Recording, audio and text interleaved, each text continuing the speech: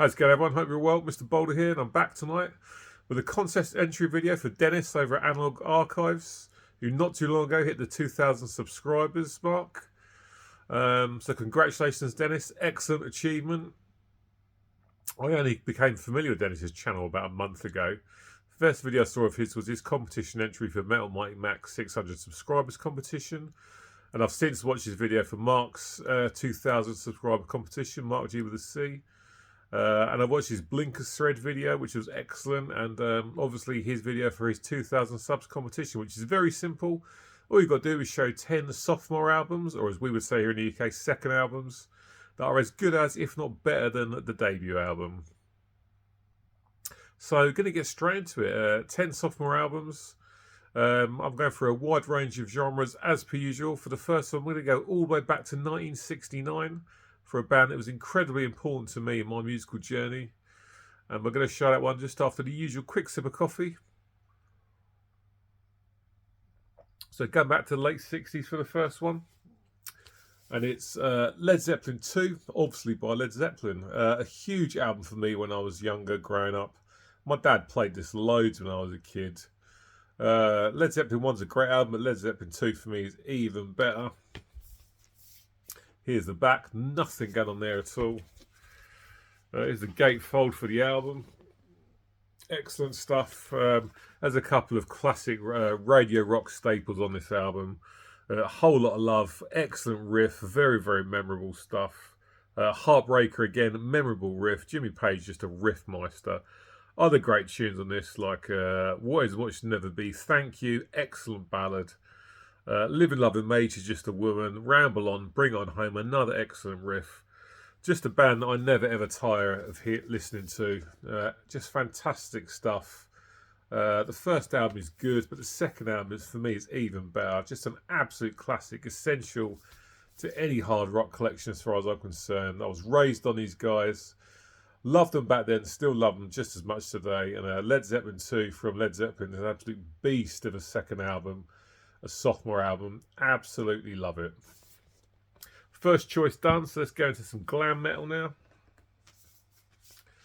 And here's Motley Crue and Shout at the Devil from 1983. Just celebrated its 40th birthday only about a week or two ago. First album, Too Fast for Love, is excellent, but for me, Shout at the Devil's even better. Title track, I'm not actually that fussed by. I think it's one of the weaker songs. But there's some great tunes on this. Looks to Kill, absolutely brilliant. I love that song. Fantastic chorus, great guitar riff from Mick Mars. Bastards a tune. Helter Skelter with the Beatles cover, I can kind of live without that. But Red Hot's a great tune. Too Young to Fall in Love, brilliant, brilliant song. Excellent chorus. And then you get to some of the best songs for me on this album. Knock 'em Dead Kid, 10 Seconds to Love. Those two back to back are just brilliant, brilliant songs. Excellent riffs again from Mick Mars, and great choruses. Ends with Danger. Too Fast for Love from Motley Crue, which is just turned 40 years old. Excellent stuff there. Great second album from those guys. Dokken, Tooth and Nail from 1984, their sophomore album, which is a big improvement on their debut album, Breaking the Chains, which is quite weak for me, but not the case here. Excellent stuff. George Lynch on the guitar, of course. Absolutely phenomenal player. One of the best sex stringers out there. Don Dokken on the lead vocals. Tooth and Nail, title track, brilliant stuff. Just Got Lucky, great tune. Heartless Heart, excellent stuff. When Heaven Comes Down, that intro riff from George Lynch is an absolute beast. Into the Fire up next, one of my favourite Dokken songs. Bullets to Spare, great tune. Alone Again, big power ballad, not too fussed by that one, but ends with Turn on the Action. Excellent album from these guys, much, much better than their debut, it's got to be said. Dokken's Tooth and Nail from 1984, some excellent glam metal there. Moving on to some grunge now, moving forward 10 years to 1994, and here's Stone Temple Pilots and Purple. Their second full-length album. First album's great, I really, really like it, but it definitely sounds like an album made by a band that were being kind of told by their record company what to put out, whereas this is them definitely with their own style. Excellent stuff. Is the record, looks excellent. Well, that classic Atlantic label. Great tunes on this, like Vaseline, Interstate Love Song, Meat Plow's a great track, Pretty Penny, good song. And other great tracks on this as well. Big Empty is a fantastic tune. Army Ants, Unglued. Great alternative rock here from the mid-90s. Yeah, first album's really good, but this one has definitely got more of their own sound. And it's a fantastic album. Really, really love this one. Stone Temple Pilots Purple from 1994. Perfect album here. Alice in Chains, Dirt. If you've been watching my channel for a while, you know how much I love this band, and particularly this album. Facelift is a good album from 1990, but 1992's Dirt is perfect for me. The vocal harmonies between Jerry Cantrell and Alice in Chains. Lane Staley and Jerry Cantrell are excellent. Great guitar riffs, great melodies throughout. Them Bones, Down That River, Sick Man, Rooster, Dirt, Junkhead, Godsmack, Angry Chair, Wood, Down in a Hole as well. Just an absolutely perfect album. No bad songs on this. I've heard this album so many times, it's ridiculous. Absolutely love it. Alice in Chains, Dirt from 1992 is a killer sophomore album. Let's go back to 1990 for some thrash now, and here's Forbidden and Twisted into Form. A lot of people give the nod to their debut, Forbidden Evil, which is amazing, but I prefer this one. Not by a lot, it has to be said. They're both amazing albums, but I just about to give the nod to this one. Russ Hansen's vocals are great. I absolutely love his vocals. Paul Bostuff on the drums. Obviously went on to be in Slayer after this album. But great tunes. Infinite, Out of Body, Out of Mind, Step by Step. Twisted into Form, title track. Excellent thrash metal. Spiral Depression, which is an instrumental, was a great track. Tossed Away, brilliant stuff. One Foot in Hell. Superb thrash from these guys. Absolutely love it. Twisted into Form from 1990 is superb stuff. Sticking with the thrash, also from 1990, and a nice original press here of Annihilator's Never Never Land. I wouldn't say this is better than Alice in Hell, but I think they're just about as good as each other. An amazing first couple of albums from these guys. Second album, Never Never Land from 1990, is a beast. Great tracks like The Fun Palace, Road to Ruin, 6s and 7s, Stonewall, Never Never Land. Side A's all killer stuff. Periodize, Crafting, a Phantasmagoria, Reduced to Ash, I Am in Command. No bad songs in this. An absolutely fantastic album. Brilliant riffs from Jeff Waters, of course. That guy knows how to play the guitar. Coben Farr on the vocals. I prefer Randy Rampage from Alice in Chains, but he's still got a great voice. Ray Hartman on the drums. Dave Scott Davis on the second guitar. Wayne Darley on the bass. Great bass player, Wayne Darley. Shame he's not sort of around playing anymore, or if he is, not to my knowledge. But Annihilator's Never Never Land from 1990, absolutely fantastic album. A great second album from these guys. Brilliant stuff. On now to a classic from the mid-90s, industrial metal, Fear Factory's Demanufacture. Their 1992 debut, Soul of the New Machine, is really good, but for me, this is definitely better. My good friend and bandmate Simon absolutely worships this album.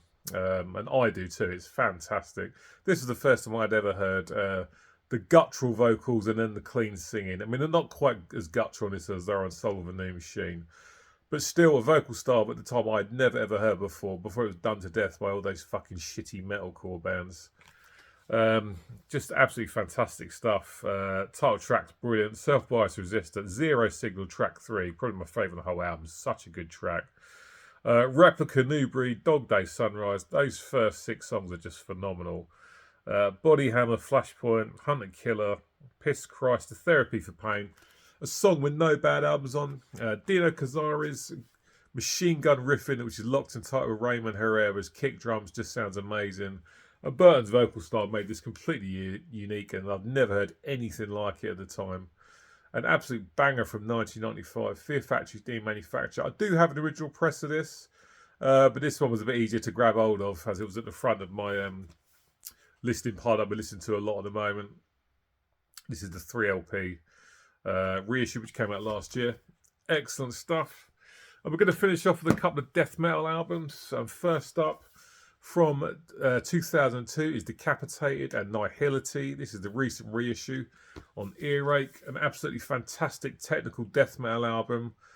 These guys were so young when they made this album, so their musician skills are just absolutely top drawer. Fantastic stuff. Soaring on the vocals. The vocals are a little bit generic death metal, but it doesn't bother me because the songs are absolutely fantastic. Vogue's riffs are fantastic as well. The drums from his dearly departed brother Vitek are amazing.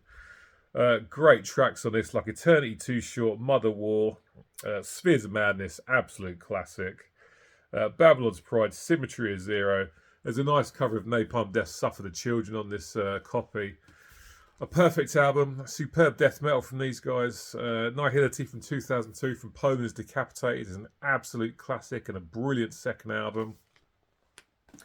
And last but certainly no means least is this absolute giant of an album. And this is Deicide and Legion from 1992. An absolutely fantastic, superb, brutal, nasty death metal album, which is just absolutely amazing. There's so many great tunes.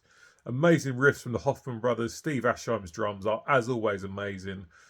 And Glenn Benton's demonic vocals are just absolutely superb. When he goes between those high shrieks and the low death growls, are just absolutely fantastic. An album packed with amazing songs. Essential death metal. Satan Spawn the Cacodemon, Dead But Dreaming, Repent to Die, Trifiction, I'm not sure if I'm saying that correct, but side A's all brilliant. Holy Deception, In the Hell I Burn, Revocate the Agitator, Behold the Prophet, first track on side B as well. No bad songs on this, absolutely phenomenal.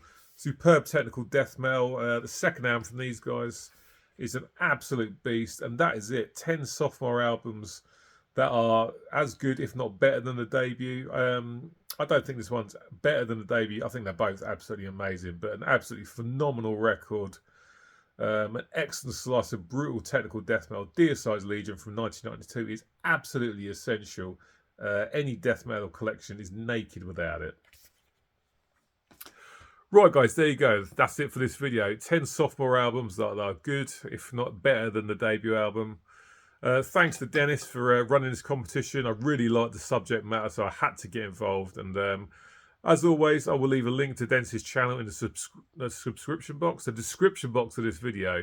So if you're not familiar with Dennis's channel, head on over there, sub to his channel, watch his videos, check him out. His content's really, really good. As always, thank you guys for watching this video. It's much appreciated and watching to the end. Get in touch, let me know what you think about the albums that I chose for this. And I shall be back in a few days' time with my best albums of 1996 video. So until then, as always, cheers, take care, and I'll see you later. Bye.